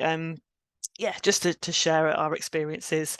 And Emily's worked really hard to get us an ISSN number for the journal, so that gives us a bit more recognition, helps people find the journal and be able to access it a whole lot easier. So that's a fantastic piece of work. So what's working well is obviously we've recruited Beth to be our second Agility editor at the moment. Emily is looking towards stepping down, so we are still interested in more people joining us as journal editor, so please do get in touch if you're interested in that. The concern of the issue every time we have an Agility going out is whether we'll get enough submissions, so please do get in touch if you've got an idea even of what you'd like to submit. You've never written anything before, we're very willing to help you through that. Brian has kindly offered to support Emily and Beth for planning the upcoming editions of Agility, so that's great. We're updating the manual documents to make that submission process as easy as possible. There is a section, or there used to be a section in the journal about each region would do like a journal club type review of an article, and so Emily's going to try and bring that back. So she might go out to the regions and just ask if anyone's interested in doing that. And as I've said, she's looking to step down, so we'll have a potential vacancy there. Kyla, are you? Yep. Hi. So yeah, my name's Kyla. I've been the communications officer for the last 2 years, but Beth joined just under a year ago, Beth Carey, and she's been amazing and such a brilliant addition to the role. So in the last year, since the last AGM, we've started an Instagram account, which has been really good. That's been linked to our Canva account, which has really kind of enhanced our ability to advertise.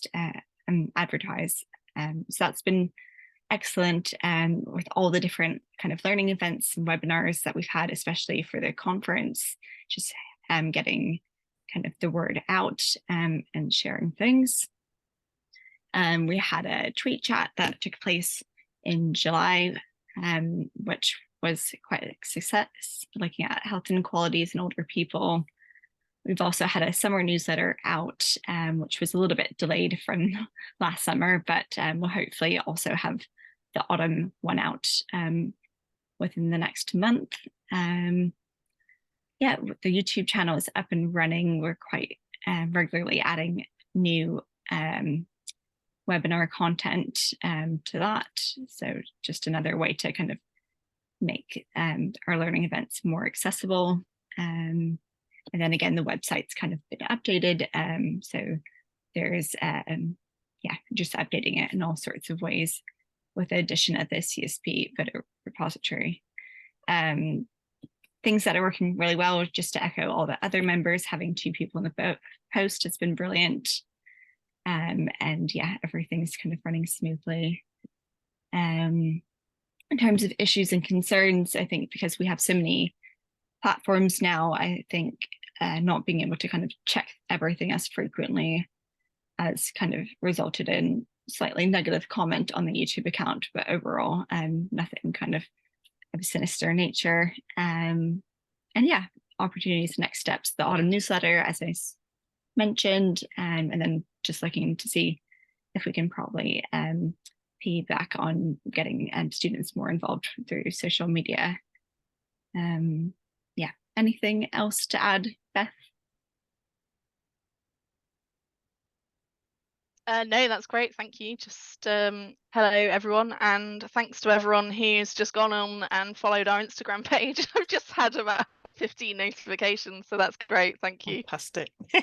Thanks, everyone. Just to follow up on that point about the YouTube account. Yeah, we had one comment on there that wasn't very pleasant, shall we say, and we've took that down. But just if you are watching any of the YouTube videos and see any comments on there, and do let us know if there's something that you don't agree with or you think we need to action on there going forward. Yeah, because it's not easy for Beth and Kyla to be monitoring all the different platforms that we're now on. Thanks, Kyla. Amy? Thanks, Suzanne. Yes, hello everybody. I am Amy and I am co-EDB champion along with Simone, who started in the role alongside me back in May and has been absolutely brilliant since joining the role. So I'm really grateful to have her working alongside me and as part of Agile. So looking back over the last year, just to give an overview of what Simone and I have been working on. One of the key activities is that on the Agile website, there is an Equity, Diversity and Inclusion tab, which is accessible for everyone and has useful resources for our members. As Kyla touched on, there was a tweet chat that Agile hosted back in July, which was led by Simone, who did a wonderful job and promoted some really important discussion. As our role, we have collated a list of awareness days and days of celebration that we will be working in conjunction with Beth and Kyla to promote days that are important to the members we serve, both our patients and our clients and also other Agile members.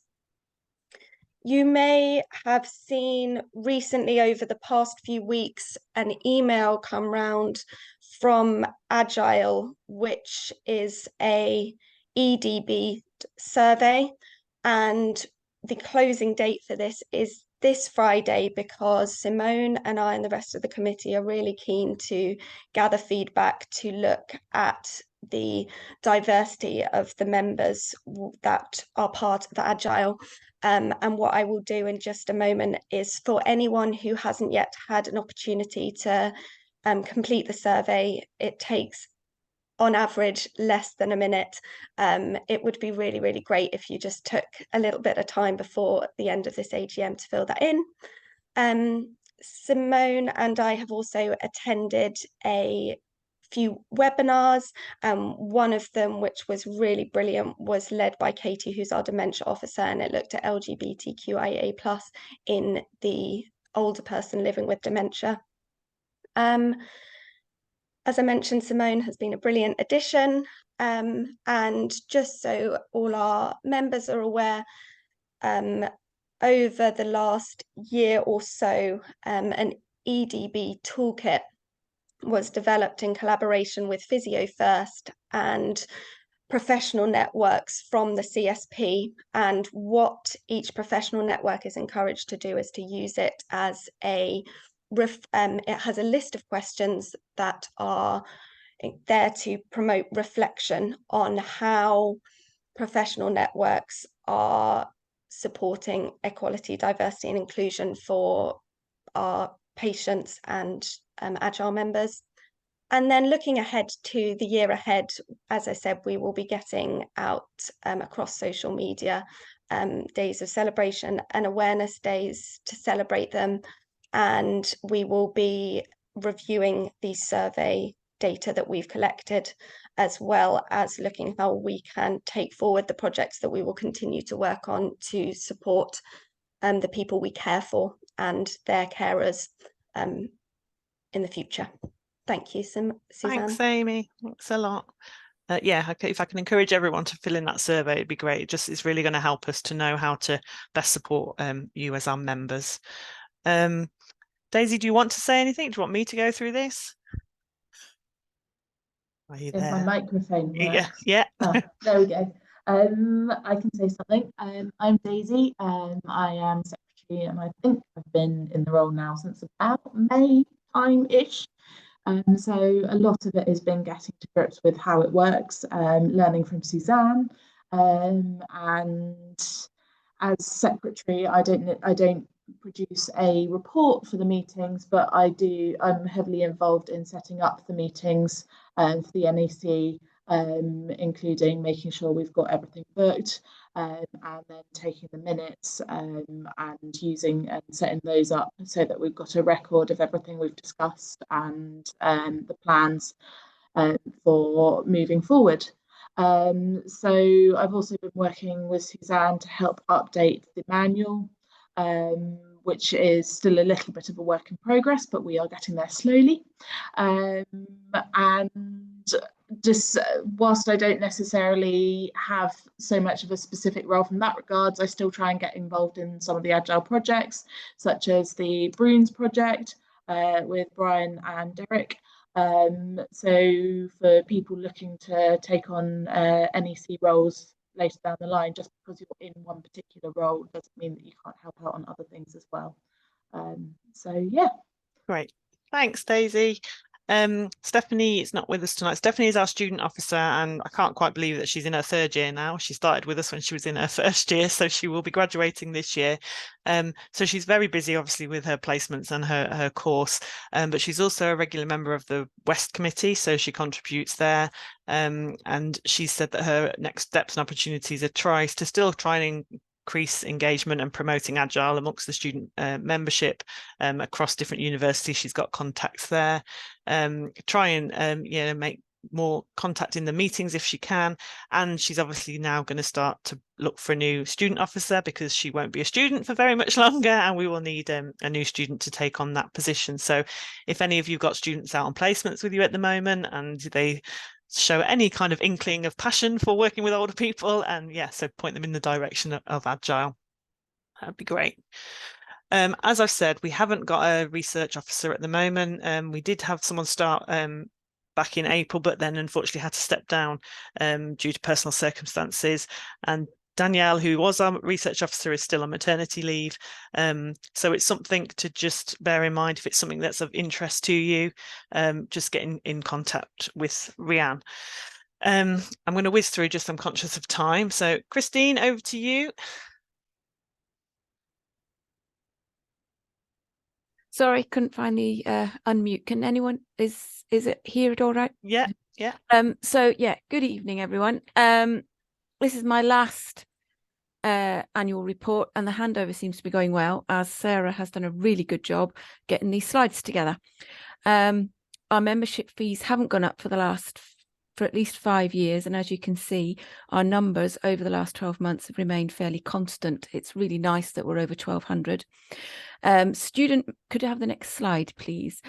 Student membership has returned to being available online to help make that a bit easier, but numbers still remain low, as you can see, and we have no representation from Scotland, despite having 3 universities, I think I remember, and Northern Ireland have none either. So just wondering, I know we're all really busy, but as practice educators, if we have students, maybe making every contact count, trying to encourage people to think about joining, because it's only £5 and brilliant resources available. And really good if they can put it in the, when they go for jobs, because the only place you don't see the older person, I think, is in paediatrics. Right. as we have moved away from cheque payments, I just need to remind members that use the paper forms, can you please use the form that's sent to you this December, because it will have bank details on it. Please discard any of the forms that have got my old address on, because I stepped down today, and that it won't work anymore.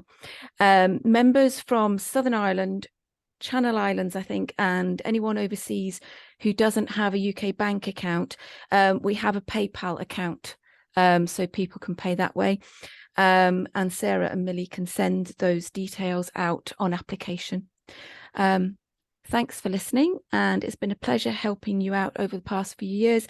And I'll leave you in good hands with Sarah and Millie, and cheers. Thanks, Christine. Cheers. Yeah, thank you. Huge thanks to Christine for keeping us on the straight and narrow the last few years. So, okay, just onto the accounts. Ritu, are you there? Yeah, can you hear me? Yes, can hear you and see you. Lovely. Okay, no. So I won't bore everybody by loads of numbers, but I think it's important to understand what the network is doing in terms of its finances. As Christine has already mentioned, the revenue from the membership that we have is quite healthy, and it's remained fairly constant compared to last year to this year. We have had a few study days, which, like, we offered a lot of study days which were virtually free to everyone, and there were a couple of those study days that generated a small amount of revenue. In terms of expenses, our main expenses are associated with the management of the committee as a whole, which could include things like the travel, the admin support, the license fees for things like the Zoom account, and the insurance for the team. And another big source of expense is the publications, because we produce our biggest one is the journal that we produce. And then we contribute towards the IPTOP, which is the international body. And that's the fees that we pay almost each year for being part of that particular organization. The next thing, I think the important thing to note is the amount that Agile would offer to members in relation to research and education.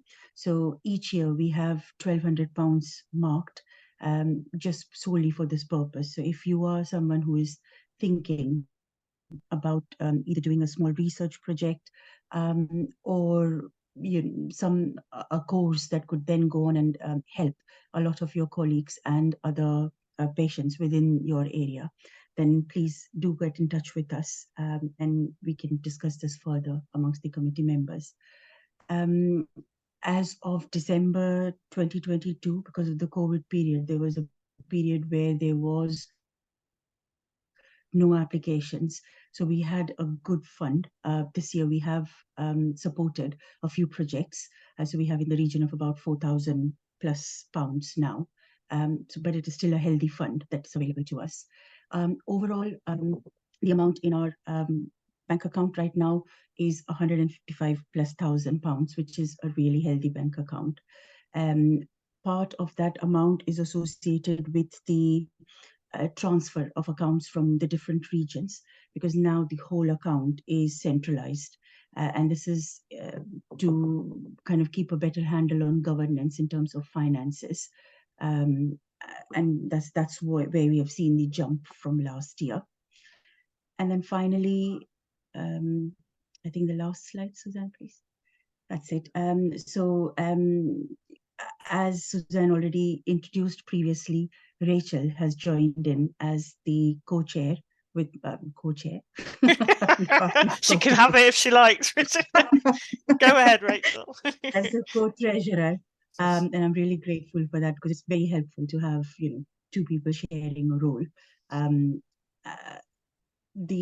All the transactions now, as Christine has mentioned as well, is via the bank account. So we are trying to reduce as much of the paper trail as we can and keep it all online and via online transactions.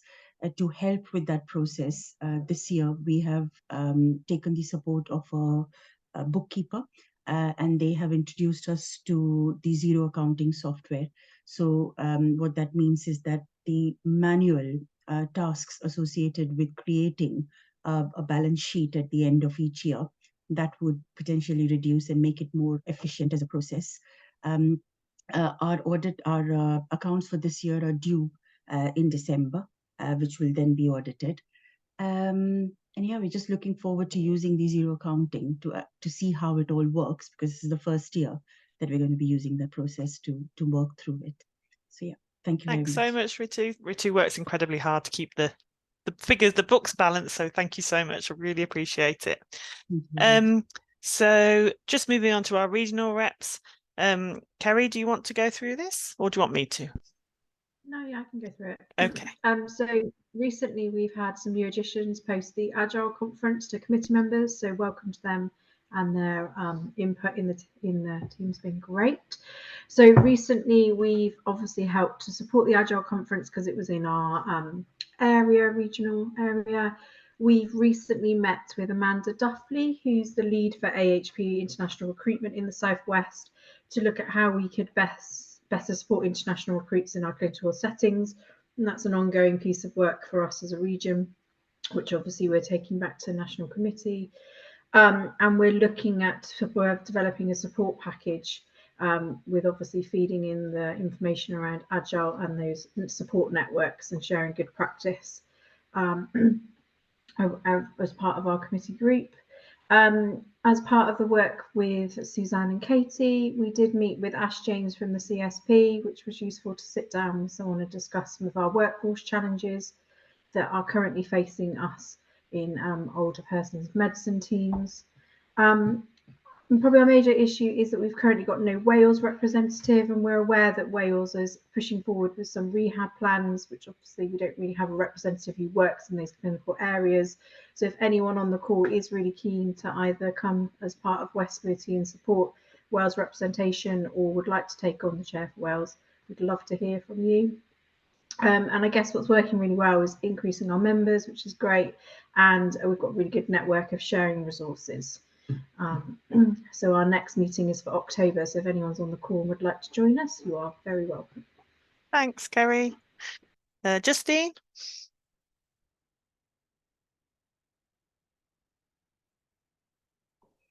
Hi everyone, Justine here. I am the East Rep. So things have been going well. Committee members have been a little bit busy. So we have a couple of members, as you can see on the screen. And recent activity, we are planning some events. So last year we did some events around community rehabilitation, and we did not just a community physio series. So we've been thinking of doing something similar for our members who work in the acute setting to balance it out. So we want to do an NPJ paralysis related webinar.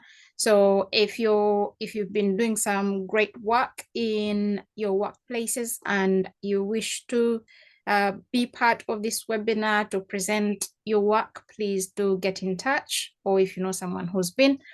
Then another idea we were thinking about is one that could support junior physiotherapists, because we've had some members who are saying that they've had recent graduates who are sort of struggling because they trained in the pandemic and some of them didn't have proper placements, not proper placements, but yeah, they didn't get as skilled as they would normally. So we would like to do something around supporting the junior physios. Then the other thing is something around racism, because some of our members do experience that. So we would like to have a chat about it. So those are sessions that we'll be planning, and we'll be letting you know about them. Then the issues, obviously, it's a busy period. It's a busy period, sorry, and we've not been as active as we could be, but I'm grateful that members of the committee are still happy to be members, and they will be engaging as much as they can when they are less busy. We have a few who are pursuing their master's degrees and that kind of thing. So we are open to members, new members joining the committee. So if you're interested, please do sign up. Opportunities and next steps. So the BGS collaborative, we've got some contacts. They would like us to do some work with them in the North Thames region, and we will be communicating when things are finalized.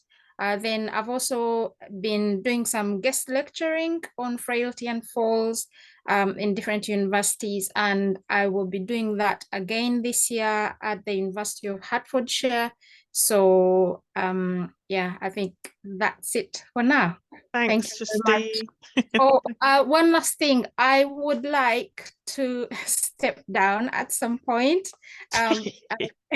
If I can find somebody to take over from me. So please, if you're interested in taking on a new challenge, a new interesting challenge, please do get in touch and we will talk about things. Thank you. Thanks, Justine. Okay, I'm conscious of time, so I'm going to whip through the rest if we can. So Scotland, Neve's not on the call, I don't think, tonight. So the Scotland committee this time last year had a lot of people step down, a lot of change. So fortunately now they've got more members. There's actually more members than those three that are on there. I've forgot to add them on, so apologies. But Nicola Loughlin has stepped up as chair, Neve's ongoing as the regional rep, and they have got Katie as their secretary and a few other members. After lots of discussion, some really good discussion, we the Scottish committee decided that they would centralise their accounts. So that's just brought all the governance, as Ritu said, centrally, which is really, really helpful. And we've set up the process of accessing funds. Each region can access funds directly from the central account, and that process has been added to the constitution. And Neve is part of the Scottish National Falls Group and attended a meeting for that recently. Like Justine said, similar there, they've all been very busy, so they're just trying to get themselves re-established and sort out meetings going forward. And I have asked them to consider whether they might host the conference in 2025. And Nicola said that they will discuss that as a committee, so watch this space for that. As I've mentioned, we haven't had a North Committee as such. We haven't had a regional rep anyway since February, but Emmeline and Jane have now taken on that role, so they will be re-establishing the committee and getting that up and running again with the help of Claire in the coming weeks. And the same for Northern Ireland. As I say, Fiona was offered the post yesterday and has accepted that, so she is the person in Northern Ireland at the minute, so is trying to reach out to everyone she knows over there to try and rebuild the committee. But it's just fantastic that we've got that link back in Northern Ireland so that we can share information both ways. Just to go through the project officers report, so Fiona Lindop sent us her report. She presented at the Agile conference, which was just fantastic. She's involved in the review of the AHP competencies for progressive neurological conditions. She's working with Parkinson's UK to develop this induction program, which is already run for AHPs in June. It was a 4-week free online course, and they're running it again in October. It's 8 weeks this time, just to give longer time for people to complete the learning. What's working well? So the Parkinson's UK Excellent Network that she's part of, the national programme on MDT working in Parkinson's, is continuing to develop, so that's great. She listed workforce as issues or concerns, so the same as a lot of other people, that she's struggling with workforce as a problem. And her opportunities, next steps, are to complete that competencies update, and Parkinson's UK are offering pump priming pots of posts and small grants for projects, and I think she wants us just to promote that. Lou McGregor is our IPTOP officer, so she sent this feedback that IPTOP general meeting was held in Dubai in June, and they've agreed a new constitution. The patron for IPTOP has stepped down after 21 years, and they have organised and chaired 2 seminars, which are both available on the IPTOP website if anyone's interested in looking at those, including exercise prescription for older adults and falls in older people living with dementia. So they've got good representation at their meetings, and she just wanted to make us aware that there is IPTOP funding as well. There's an education fund that can be accessed, and the information is on the website. And she will meet up with Rianne and feedback to the CSP just the work that we're doing with IPTOP. Mel unfortunately wasn't able to send us a report, but just to let you know that Agile continues to be registered as a stakeholder for all of these NICE guidelines, and certain members of the committee work with Mel to review the guidelines when we get asked to input into upcoming guidelines. So I don't think falls is on there. That's another one. There's probably a lot more as well. So I just haven't heard from Mel to be able to give you too much of an update there. Hannah, I don't know if Hannah's still on the call. Steffi has had to go, I think. Yeah, Hannah's not on, Suzanne. Okay, Nima, do you want to say anything? Or do you want me to go through it? I can go through it, it's fine. Yeah, so the Falls and Bone Health officers represent us at these 3 different groups. So the Fracture Liaison Service database, most of the year was spent on actually finding funding to keep the group going for future provision, reviewing a clinical data set, so making it easier to collect the data that they need, and producing materials about that and their annual report.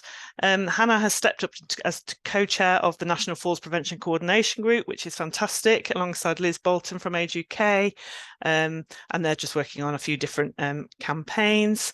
And Steffi represents us at the National Audit of Inpatient Falls, and they are expanding their audit to include falls that result in fractures as well as falls that result in head injuries. So that's going to start from January 2025. So their other recent activity, Hannah came with me to that BGF's workshop that I talked about, and they represent us on the NICE guidelines for falls and osteoporosis, but there's no updates on those at the minute. It's all gone a bit quiet about those. And as was advertised earlier, we have our FRAX score and exercise in osteoporosis webinar on the 18th. If you haven't registered, there's the link.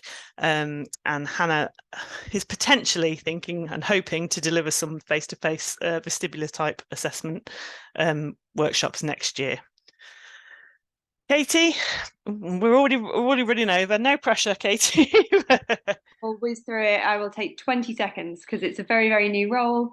Hi everyone, I'm Katie. It's nice to meet you all. So we contributed to the dementia work stream of the government's call for evidence in the major conditions strategy. So we had input from Agile members there. We delivered our first ever UK physiotherapy dementia network session. That happened in July. So we used the webinar that I do on supporting people who are living with dementia and identify with the LGBTQIA+ community. There were 16 people in attendance, but that was also including the Director of Services from the Alzheimer's Society, who is a physio by background. So that was a really good contact to make. Our next steps will be continuing our UK physiotherapy dementia network sessions. We're hoping that the wonderful Abby Hall will support us by delivering a session on the work that she's done in supporting people living with dementia who fractured a neck of femur.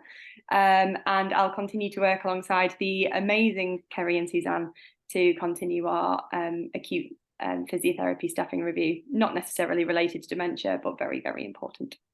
Thanks, Katie. It's great to have you on board. Okay, just a whistle-stop tour of some of our achievements of this year. This is a personal kind of slide for a few people. So on the left, we have Danny, who had baby Noah. As you know, Laura kept getting pregnant to avoid becoming chair, and that's why I was lumbered with it. So she had baby Thomas, and that's big sister Sophie there with Laura. I got 2 puppies, and Sarah got another puppy as well. So there's been babies and dogs, and there's weddings coming and engagements and all sorts of things. So we're very busy on the Agile committee. The conference, as we've been talked about, was a huge success. A lot of people who were on the call or have been on the call presented. We had a fantastic packed programme, and we ended up having about 110 delegates at the conference, which was really good. And as suggested, when the next one gets organised, book your place as quick as you can, because it's a great weekend. I just want to spend a couple of minutes on this for those that don't know about it. When Sarah DiBiase stepped down as chair before me, she had secured funding from the CSP Professional Network Fund to build a photograph repository, because we found that when we were trying to produce leaflets of pictures of physios working with older people, there was nothing out there that really captured what we do, capturing the diversity of our patients, of our staff, of everything. So we reached out to some of the other professional networks who are listed here and asked them, did they want to join in with this bid so that we could all get photographs of things that are relevant to us. And all of these networks said, yes, please. So those photographs are all taken now, apart from there's still one outstanding group that would like photographs, but then the photographer went and got pregnant as well, and she's since had a baby, but she's back now. So we're going to try and finish off that last group. But the resources, the photos, and these are two of them, and I've used some on the front cover as well. So there's our very own Hannah on the right hand side there. They are available to members of the committees for professional networks. So we've kind of limited it slightly, that if you as a member, as a normal everyday non-committee member, want some photographs, contact your committee and say, I'd like to have a look at your photos because I'm putting together a poster or whatever it may be, and I'd really like to look at your pictures. So we're kind of the gatekeepers for that. And to do that, you need to contact Sandy, who's our administrator, and she will guide the person who you've contacted on the committee through the process. It'll probably just mean a Teams call to have a look and discuss what it is that you need. All the details about this are on the website, and it'll be a lot easier to follow than how I've just really badly explained it all. But just to make you aware that this resource is there now. So if you are putting together any kind of project, poster, anything like that, and you want a photograph of a physio working with an older people, we've got a lot of them now to have a look through. There's some great pictures in there. We've got the animal physios, we've got hydro physios. So I mean, it's not just older people. There's also all the other groups as well. So it's fantastic. To contact Sandy or anyone on the committee to talk through that. So what's next for Agile? As I've mentioned, the vacancies at the minute are research officer, another journal editor if possible, and we're still looking for a Wales regional rep. But if you're interested at all in anything to do with the committee and would like to just learn more about it and what roles there are, please contact Rhiannon or anyone on the committee just to ask what's coming up. What's next for Agile? I don't know, because it's not going to be for me to decide anymore. So I'm going to hand that over to Rhiannon, who will help make those decisions along with the rest of the committee. So I'm sure there'll be lots of exciting new projects to come. And yeah, I can't wait to hear all about it this time next year at the AGM. This is the bit where I might cry. So just a huge, I'll try not to cry, everyone. A huge thank you from me. It's been absolutely wonderful 2 years, and I love you all very, very much. Carry on what you're doing. And then if anybody who is on the call still isn't a member of Agile and wants to join or anything like that, there's all the details for that. And now I'll be quiet and hand over to anyone for any questions. Although I know it's very late now, so you may not have any questions. Thank you very much. Can I just come in, not as a question, but I know on behalf of the committee, just want to say a huge thank you to, and particularly to Sarah, Christine and Suzanne. So they've all been involved with the Agile committee for quite a few years, and before most of us were on it. And I'm sure everyone that's new in the committee completely agrees. They've all been a huge support. Whenever we're trying to figure out how to run a conference, run a webinar, whatever it is, they've all been on hand to help us. And I think it's probably a testament to all of you of why we've got so many new members and new people on the committee. It's like you join it and everyone's so friendly and welcoming and stuff. So it makes it so much easier. You make it so much more kind of open to anyone to join. I think when I started, I was really worried. I didn't know as much as everyone else. And I think you just make it really easy. You are so helpful. So yeah, thank you all so much for all the work you've done for Agile. And hopefully we'll see you at the AGM and any other webinars and learning events over the next year. Definitely. Thanks, Claire. So thanks everyone for staying so late. Yeah, we can let you go now. And yeah, take care everyone. Lovely to see you all. See you all later. Bye. Thank you. Bye everyone. Bye. Bye. Thank you. Have a good evening.